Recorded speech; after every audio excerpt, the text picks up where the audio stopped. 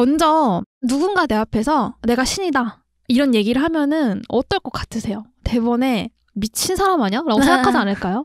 저는 옛날에도 똑같았을 거라고 생각해요. 그 고대 우리가 기원전 3, 4세기 하면 굉장히 옛날 생각했는데 그때도 사회 제도가 있고 어느 정도 고급 계급이라든지 그런 거 다 있었거든요. 그런데도 사람들은 예수를 주목했습니다. 왜냐하면은 첫째로 그가 도저히 믿을 수 없는 기적들을 행했기 때문이죠.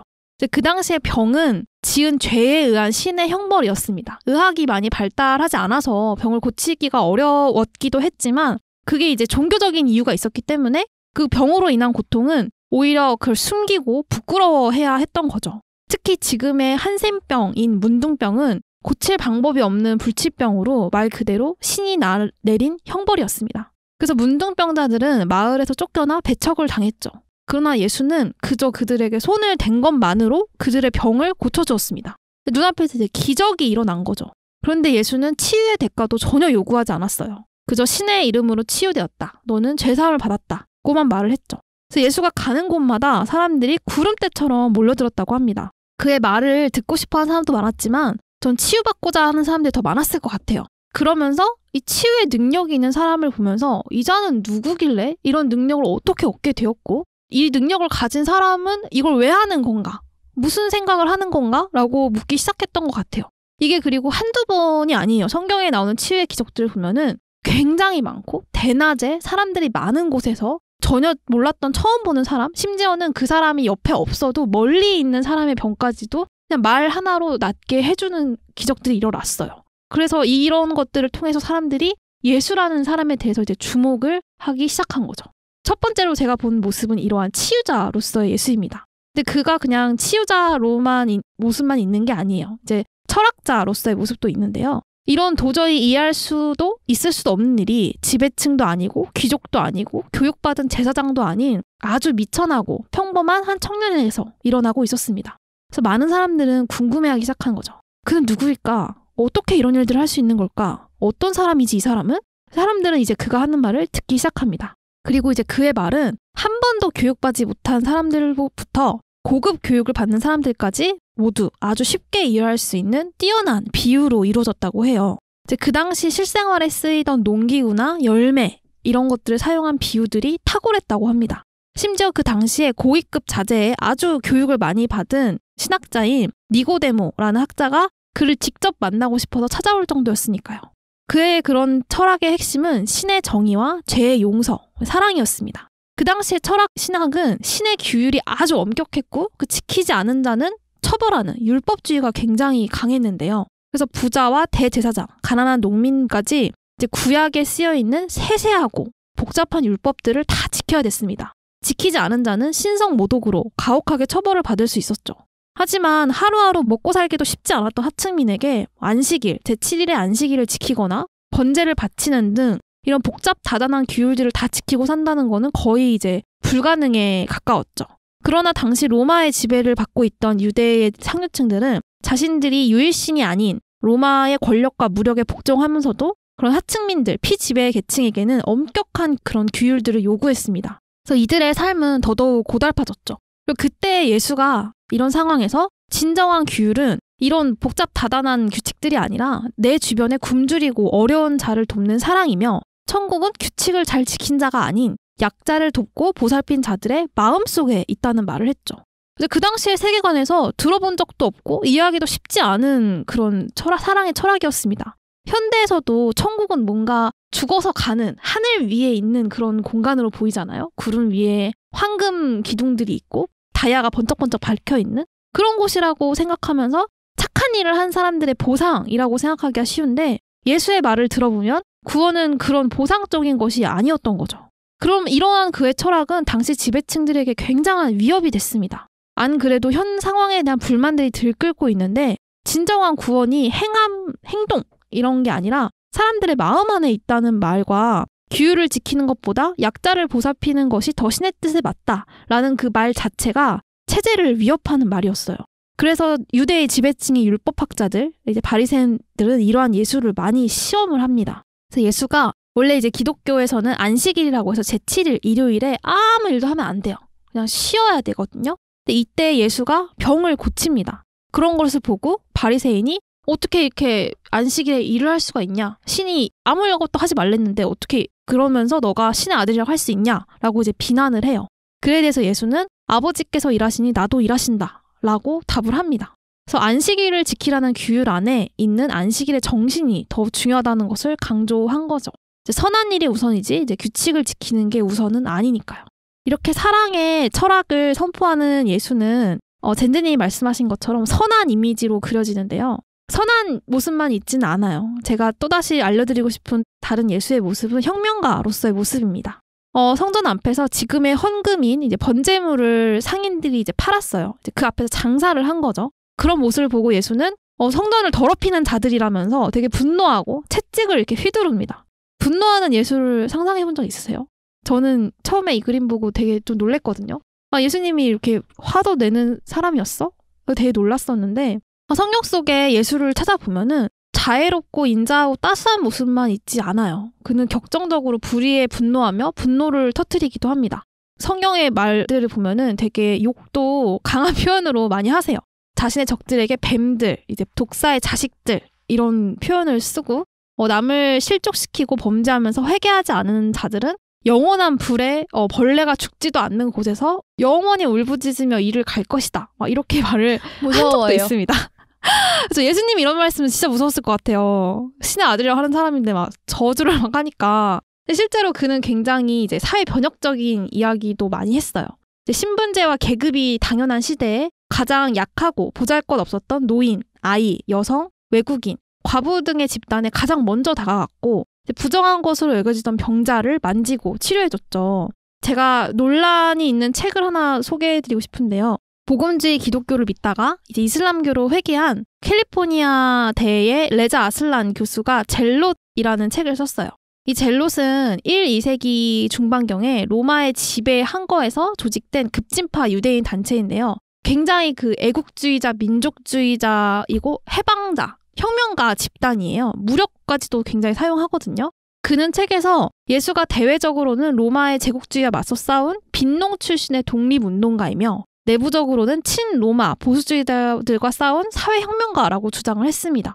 이거 되게 흥미로운 분석이었거든요. 근데 논란이 되게 많아요. 과연 예수가 정말 그런 혁명가였을까? 아니었을까? 라는 걸로 학계 내에서도 논란이 굉장히 많았던 내용이거든요.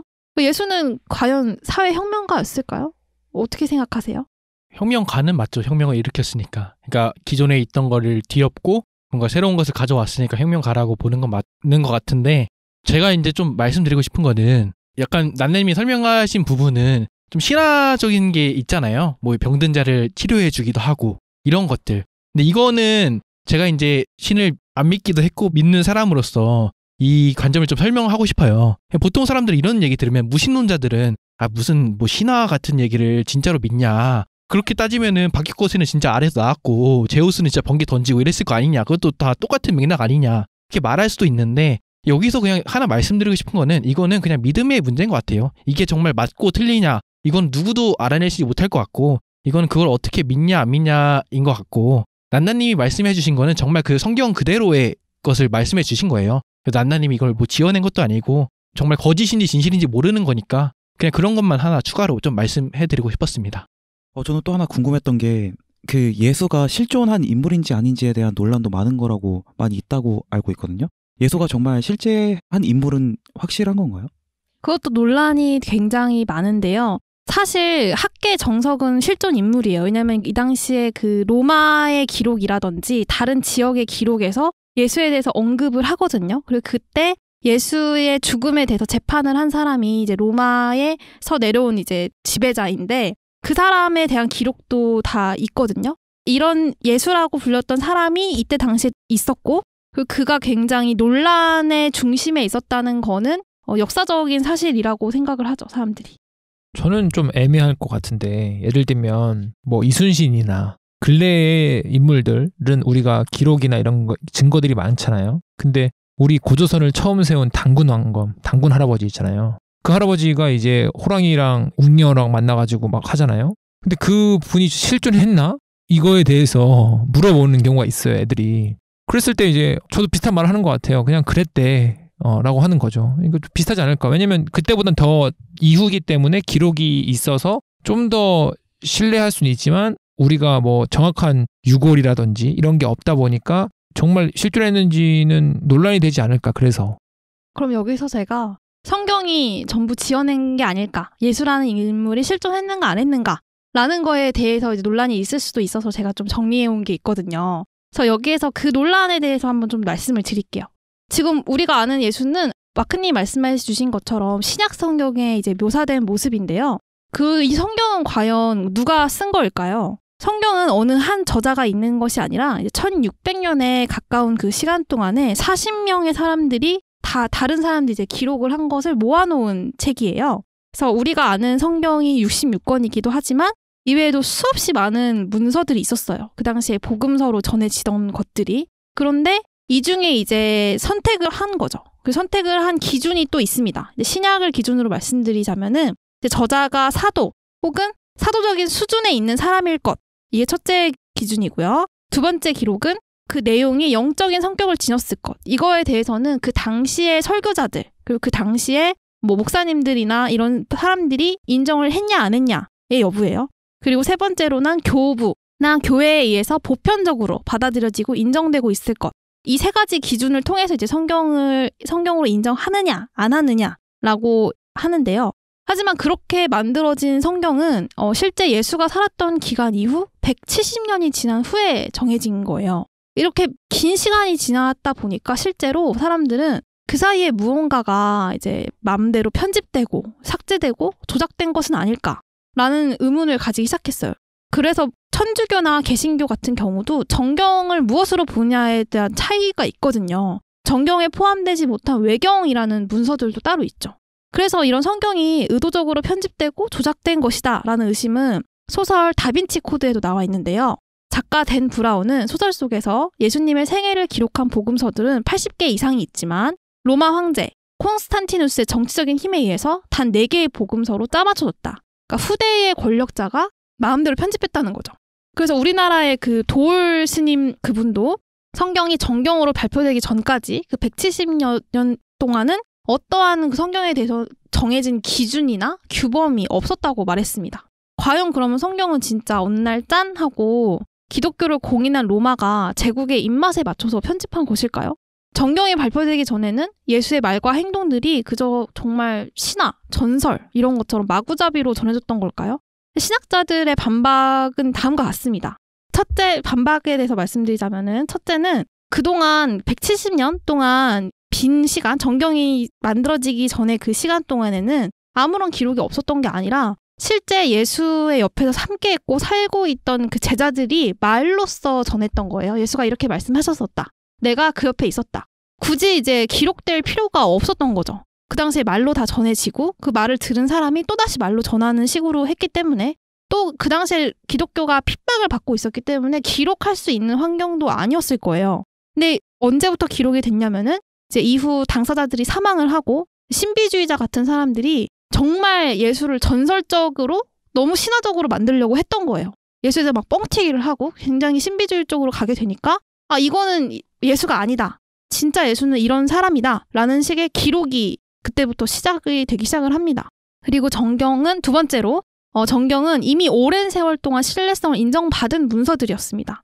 최초의 정경 문서는 이제 AD 170년경에 작성된 무라토리 정경인데요. 이 목록에는 신약성경의 17권 중에 23권이 포함이 되어 있습니다. 그래서 이미 당시에 많은 사람들에 의해 권위를 인정받은 문서들이었던 거죠. 예수가 진짜 있었던 사람이냐 또는 성경이 그냥 편집된 게 아니냐라는 논란은 이 정도의 그 신학자들이 답변을 하고 있어요. 꾸준히 제기되는 의문이고 그 안에서 이제 진짜냐 아니냐란 말이 있지만 학계의 대답은 이렇습니다. 교과서적으로. 어떻게 좀 예수가 실존하는 인물이라는 생각이 드시나요? 그래서 난나님 말은 좀 요약하자면 뭐죠? 성경이 계속 기록되어 있기 때문에 실존하는 인물이라는 거예요? 기록에 대한 게 어느 날 뿅 나타난 게 아니었던 거죠. 그렇죠. 그러니까 이순신에 대해서 우리가 이순신이 지금 있냐 없냐에 대해서도 사진이 있는 것도 아니고 영상이 있는 것도 아니잖아요. 근데 우리가 그의 존재를 믿는 거는 이순신에 대한 기록이 명확히 있기 때문이죠. 조선실록에도 기록이 되어 있고 이순신이 남긴 기록도 있고 이순신 주변인들이 이제 그에 대해서 쓴 것들이 있어서 이제 우리가 그 사람은 실존 인물이다라고 하는 건데 예수라는 인물에 대해서도 그만큼의 이제 기록들이 많이 있는 거예요. 그 당시에. 가상의 인물을 만들어내기 위한 기록이라기에는 너무 다양한 사람들이 구체적으로 써놨던 거죠. 구체적으로 똑같은 진술을 하는 거예요? 그쵸. 예수님에 같은 대해서? 사건에 대해서. 정리를 하자면은 성경을 보면은 신약 성경이 이제 예수님을 다룬 성경이에요. 쉽게 말해서. 근데 그 신약 성경 안에서도 여러 가지가 있어요. 막 마태복음도 있고 요한복음도 있고 뭐 요한복음 다른 개념이지만 하여튼 여러 사람이 쓴 그런 성경이 모아진 게 신약 성경이란 말이에요. 근데 여기서 문제는 뭐냐면은 여러 다른 사람들이 예수가 정말 실존한 인물이 아니었다면은 여러 다른 사람이 썼는데 왜 그들은 똑같은 이야기를 하느냐. 이게 결론적으로 궁금한 점인 거예요. 그러니까 예수가 실존 인물이 아니었다면은 각각 다른 사람이 썼으면 다른 얘기가 나와야 되는데 그 사람이 실존했으니까 다른 사람이 썼음에도 불구하고 방법은 달랐겠지만 그 표현법은 다르지만 공통적으로 같은 인물을 서술을 하고 있거든요. 따라서 이제 예수가 실존하는 게 아니냐라는 게 이제 성경적으로 보면은 그렇게 해석될 수 있는 거예요. 그러면 예수님에 대한 그 서술이 기록이 되었을 때는 다 같은 동시대의 사람들이 기록을 한 거예요? 아니면은 계속 후대로 오면서 계속 똑같은 진술이 반복이 되는 거예요? 이게 처음에 구전이었기 때문에 이게 조금씩 달라요. 성경 내에서도 성경이 완전한 문서라는 거에 대한 논의도 많지만 말이 조금씩 다른 게 있거든요. 근데 그게 구전 문서의 어떤 전형적인 특징이에요. 이제 말이 말로서 지내다 보니까 뭔가 시기가 약간 어긋난다든지 사람들 수가 조금 다르다든지 그런 것들이 있거든요. 이제 그럼에도 불구하고 대체로 예수랑 가장 가까이 있었던 그 제자들, 12제자들이 이제 주로 쓴 문서들이고 그들이 한 말을 들은 또 다른 사람들이 이제 계속해서 기록을 더해가고 수정하고 이제 그랬기 때문에 그 문서의 신뢰성을 좀 담보를 하는 거죠. 근데 예수님이 실존을 했다고 하면은 사실 이게 현실성이랑 관련이 된 부분이잖아요. 근데 제가 사회혁명가까지는 이해할 수 있을 것 같아요. 근데 치유자의 부분이 사실 그냥 손만 갖다 댔는데 문둥병이 사라졌다. 그쵸. 근데 이거를 정말 실제처럼 그거를 많은 사람이 봤다고 여러 책에서 서술이 되어 있잖아요. 근데 이거는 지금 시대나 뭐 그 시대는 모르겠어요. 그 시대도 놀라운 일이죠. 근데 이게 사실 설명할 수가 없는 부분이잖아요. 그렇죠. 근데 그거를 현실이라고 정말 참이라고 써놓은 그 책을 지금 우리가 받아들일 때 그게 참이다 라고 말하는 게 우리 스스로도 이게 거짓인 걸 알면서 이걸 참이다라고 말하는 모순을 가지고 있다고 생각을 하거든요. 저는 그게 그때부터는 믿음의 영역이라고 생각을 해요. 왜냐면은 어려워요. 이게 적절한 비율지는 모르겠는데 아우슈비츠가 조작됐다고 하는 사람들 있잖아요. 아우슈비츠는 애초에 없었다. 이거 다 거짓말하는 거다라는 사람들이 있거든요.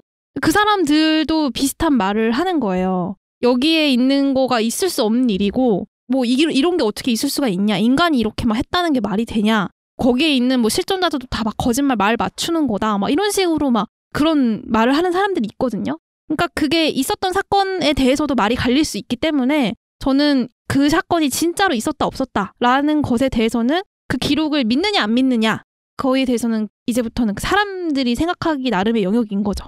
동의해요, 저도. 그래서 좀 정리하면 저도 지금 되게 사실 어려워가지고 계속 고민하고 있었는데 그러니까 그건 것 같아요. 기록이 남아있기 때문에 그 사람이 실존 인물이라고 볼 수 있느냐.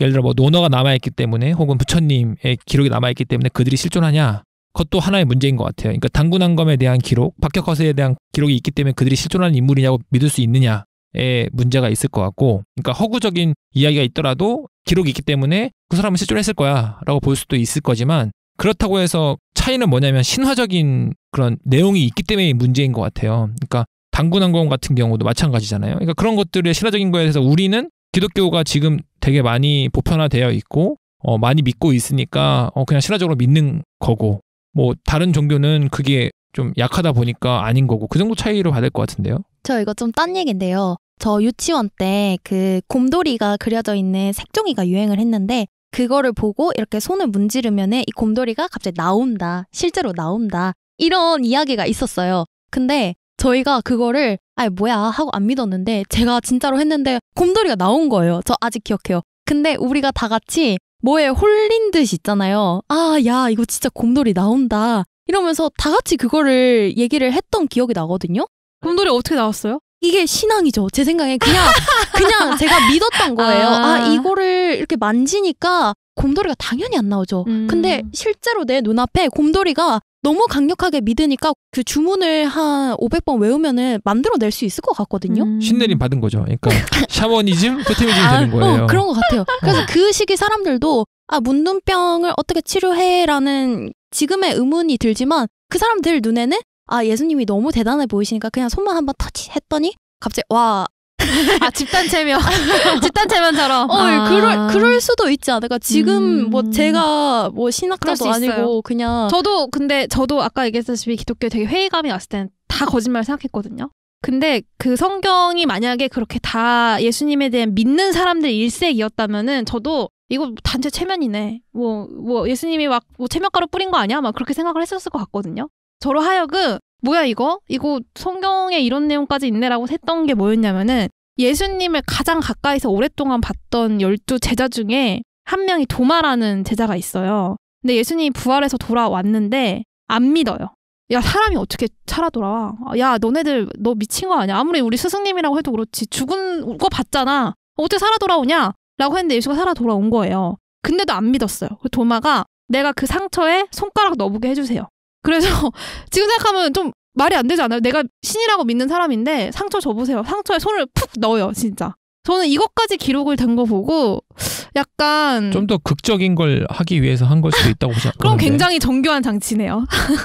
제가 한마디만 하고 싶은데 이거는 사실은 답이 없어요. 왜냐하면은 이거는 뭐가 맞다 틀리다 정답이 나오는 문제가 아니라 믿음의 영역인 것 같아요. 이게 근데 기독교뿐만 아니라 모든 종교가 그렇거든요. 맞아요. 사실 뭐 불교 같은 경우에도 석가모니 고타나 시타르타가 세상에 태어났을 때 태어나자마자 천상천하 유아석존이라고 말을 해요. 이런 것들도 되게 신화적인 거잖아요. 근데 우리라고 하긴 좀 그렇고 이제 대부분의 사람들이 기독교에 특히 약간 이질감을 가지고 거부감을 갖는 이유가 제가 생각하기에는 그 신이라는 개념을 도입해서 그런 것 같아요. 그게 무슨 말이냐면은 모든 종교가 다 신화적인 그 요소를 가지고 있지만 그럼에도 불구하고 그 예수는 믿으면 천국 간다. 이 사람은 유일신이다. 이런 게 너무 강력하다 보니까 사람들이 거부감을 갖는 것 같은데 여기서 이제 좀 기독교 입장을 제가 조금 대변하자면은 그러면은 기독교는 다른 종교랑 뭐가 다르길래 왜 이 사람만 신이라고 하냐라는 질문이 생길 수 있어요. 근데 그 질문에 대한 답은 여러분들도 아시겠지만 그 부활에서 시작되거든요. 이 사람이 부활을 했기 때문에 부활은 신밖에 할 수 없는 거잖아요. 인간이 할 수 없는 거잖아요. 그렇기 때문에 신으로 본다라는 거에서부터 출발을 하는데 여기서 이제 갈려요. 이 사람이 정말 부활을 했느냐 아니면은 부활 안 했는데 그냥 이렇게 썼냐. 그렇죠. 근데 이거에 대해서도 사실 모든 거와 같이 사실 갈리긴 해요. 그리고 여기서 바로 저는 약간 다른 종교와의 어떤 차이가 있다고 보거든요. 왜냐하면 제가 이제 마지막으로 다룰 파트가 이제 신의 아들이라고 주장한 예수인데요. 예수가 다른 어떤 종교적인 지도자 또는 깨달은 자 이런 사람들과 가장 크게 구별되는 점이 있어요. 바로 그가 자신을 신이자 신의 아들로 지칭했다는 겁니다. 이슬람교의 선지자 모하메드도 스스로를 신으로 지칭한 적은 없고 불교의 석가모니도 자신은 깨달은 자라고 했지 신이라고 하진 않았거든요. 분명 인간의 몸으로 생존에 대한 필요가 있고 실체가 있는 사람이 자신을 신이라고 한다면 곧바로 이제 미친 자의 정신 나간 얘기로 치부가 되겠죠.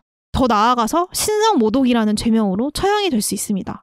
실제 예수가 십자가형을 받게 된 죄명 또한 신성모독이죠. 어떻게 감히 신의 이름을 욕되게 하느냐, 너가 신의 아들을 스스로를 지칭할 수가 있느냐라는 게 이제 죄명이었습니다.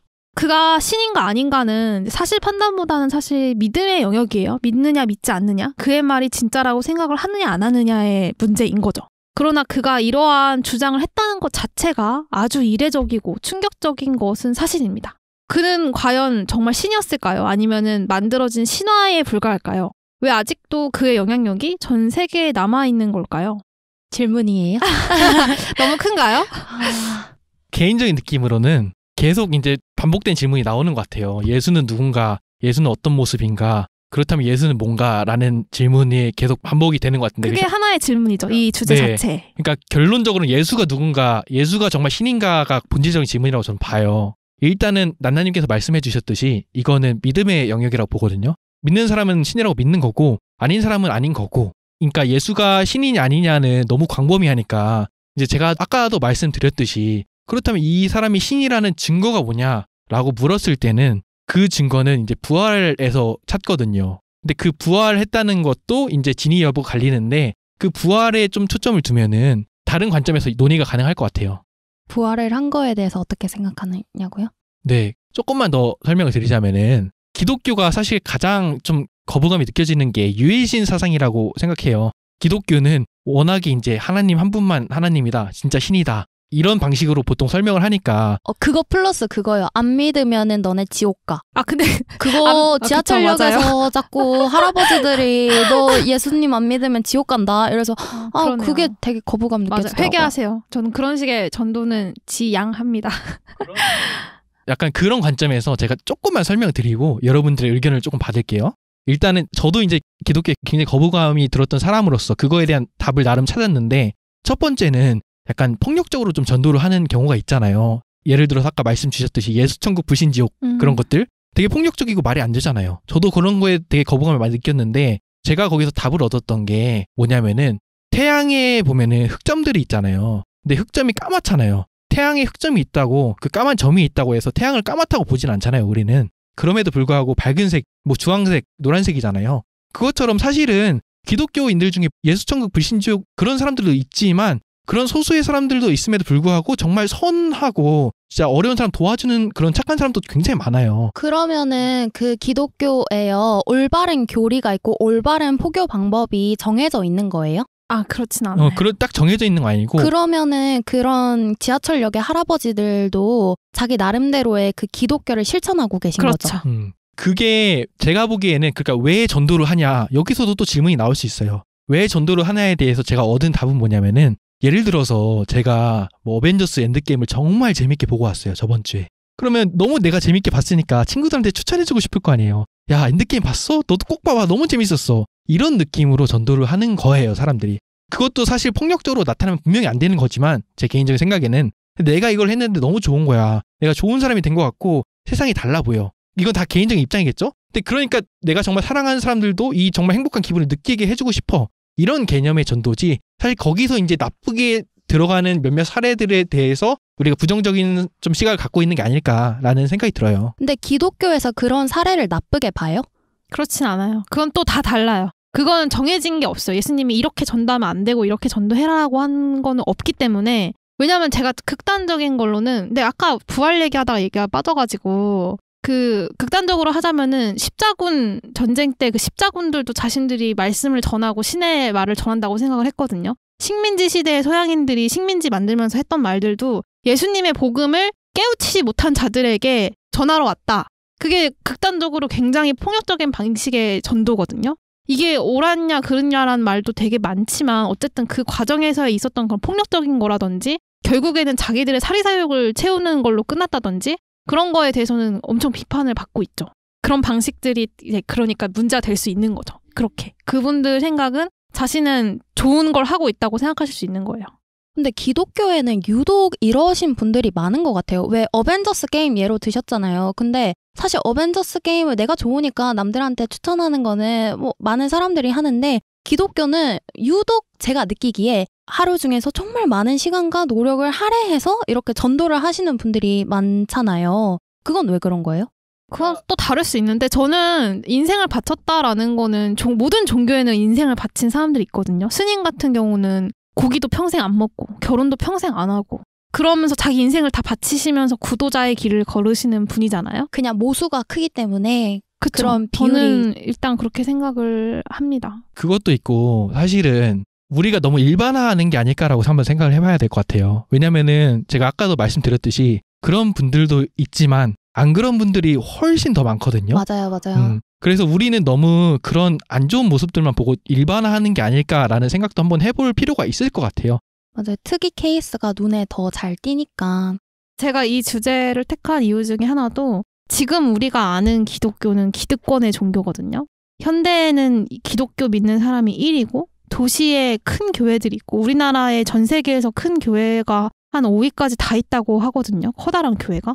헌금 규모도 엄청나고 그 여러 가지 사회에 영향을 끼치는 것도 많고 그렇게 보다 보니까 우리가 이게 기독교의 처음부터 끝까지 이 모습이었다고 생각을 하는데 사실 그렇진 않았거든요. 초기에 어떤 종교로 시작했을 때는 분명히 굉장히 핍박받고 억압받는 자들이 믿는 종교였고 오히려 믿었을 때의 이득보다는 리스크가 굉장히 크고 위험이 큰 종교였고 그들의 전파하는 것들도 기득권을 위한 것들이 아닌 기득권과 약자가 모두 다 같아야 된다, 똑같아야 된다 라는 그런 말을 했기 때문에 전 지금에 와서 우리가 알고 있는 기독교라든지 교회의 모습들과의 괴리가 좀 있다는 다르네요. 거를 좀 이번 시간을 통해서 한번 얘기를 해보고 싶었거든요. 모든 것들은 약간 그 처음의 모습들을 한번 봐야 되잖아요. 원래 어땠는지. 그런 의미에서 이제 가장 기독교의 원형이라고 할 수 있는 원형의 모습을 대표하는 예수라는 인물을 이제 가져왔던 거죠. 새로 알게 됐어요. 근데 저 이거 물어봐도 돼요? 저는 사실 헌금 있잖아요. 이 부분이 좀 궁금했었는데 이제 교회를 다니시는 분들이 헌금을 하시는데 이 헌금이 무슨 의도로 하는 거예요? 내가 예배를 드릴 수 있는 교회라는 장소를 마련해 주신 거에 대해서 돈을 드리는 건지 아니면 헌금을 드리면서 나는 약간 죄를 덜겠다? 그건지 아니면 헌금을 하면서 이 돈이 하나님께 가는 돈이다 라고 생각을 하면서 헌금을 하는지 저는 교회를 안 다니니까 그게 좀 궁금하더라고요. 제가 느낀 헌금은요. 이것도 또 괴리감이 느껴지는 부분 중에 하나가 헌금인데 사실 헌금을 왜 하느냐라고 하면은 원래 성경적으로 들어가면은 11조라고 내가 번 돈 중에 이제 10분의 1을 헌금해야 된다라는 게 있고 그걸 왜 하느냐라면은 그 성경적으로 보자면은 10분의 1을 못 받는 사람에게 나눠주자로 시작된 거예요. 깊게 설명 안 할게요. 성경적인 거를 좀 알면은 좋은데 이제 지금은 왜 헌금을 하냐라고 들어갔을 때는 일단 헌금에 쓰여지는 용도가 궁금할 것 같아요. 그걸 냈는데 그 돈은 어디로 가냐? 일단은 교회 유지비가 들겠죠? 왜냐하면 목사님들도 교회 하는데 목사님들도 사실 먹고 살아야 되잖아요. 그런 목사님들한테 돈도 들어갈 거고 아니면 교회 유지 비용도 다 들어갈 거고 그럼 교회 유지 비용이 일단 첫 번째고 어쩔 수 없는 거잖아요. 사실 교회가 유지가 그쵸, 돼야 되니까. 그 다음에는 보통 이제 나눠요. 많이. 소외계층에게 뭐 쌀을 주거나 아니면은 방문해서 뭐 페인트를 칠을 해주던가 교회마다 다 달라요. 근데 여기서도 또 이제 거부감을 갖는 이유가 그 중에서 또 문제를 일으키는 교회들이 몇 군데가 있어요. 뭐 그 돈으로 외제차를 샀다. 뭐 이런 교회들이 몇몇 있는데 제가 거듭 말씀드리지만 이것보다도 더 좋은 일을 하고 있는 사람도 많아요. 그리고 그 헌금이 좋은 일로 쓰이는 곳도 많고. 맞아요. 저 기독교인 친구들 좋아요. 왜냐면은 대체로 선해요. 뭔가 느낌이 있어요. 교회라는 그 공간 자체가 원래는 봉사를 하고 예전에는 국가가 그 복지의 기능을 못했기 때문에 주로 종교가 그 복지의 영역을 맡았거든요. 그래서 국가에서 챙겨주지 못하는 고아나 뭐 과부, 노인, 병자 이런 곳을 돌보는 곳이 교회였던 거예요. 그래서 이 사람들을 위해 쓸 돈을 이제 걷는 거죠. 그리고 이게 약간 안 좋은 식으로 가게 되면은 11조를 내야 된다. 11조를 내야지 너가 뭐 성공을 하게 된다. 뭐 이런 식으로 잘못될 수 있는데 그게 바로 종교혁명이 일어나게 된 딱 그 논리거든요. 교회가 그런 식으로 자신들의 권력 기반을 마련하기 위한 돈을 걷게 되니까 원래 예수님이 말한 그건 그게 아니었다. 성경이 말한 의미는 전혀 그게 아니다. 구원은 돈으로 살 수 있는 게 아니다. 다시 예수의 말씀으로 돌아가자라면서 나온 게 종교혁명이거든요. 이해됐어요. 많이 배우고 갑니다.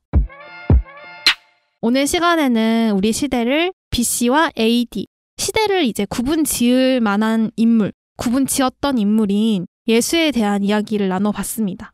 이제 아무래도 종교와 신앙의 중심에 있는 인물이기 때문에 정말 여러 가지 이야기들 그리고 설명할 수 없었던 합리적으로 이해되지 않았던 부분에 대해서도 이야기를 나눠봤는데요. 저는 사실 사람들은 다들 자기만의 신성을 가지고 있다고 생각해요. 어느 모습이든 다양한 모양의 신성의 조각을 가지고 있고 저는 그게 이제 진리의 모습이라고 생각을 하거든요. 그리고 이제 진리는 어느 시대건 통용되기도 하지만 그 시대에서 어떤 빛을 비추는지를 알아야 된다고 생각을 하거든요. 왜냐하면 그래야지 우리가 인간의 안에 있는 그 신성의 모습을 제대로 이해할 수 있다고 생각을 하고 있습니다. 그래서 예수가 실제로 살았던 그 시대의 모습 속에서 바라보면서 그 안에서 또 그 인물에 대한 새로운 모습을 발견했기를 바라면서 이 시간을 준비해 보았습니다. 오늘도 슬기로운 지식 한 잔에 취하세요. Cheers! toujours madame madame mais mon cœur toujours padam padam avec un café avec une baguette marchant sous la tour Eiffel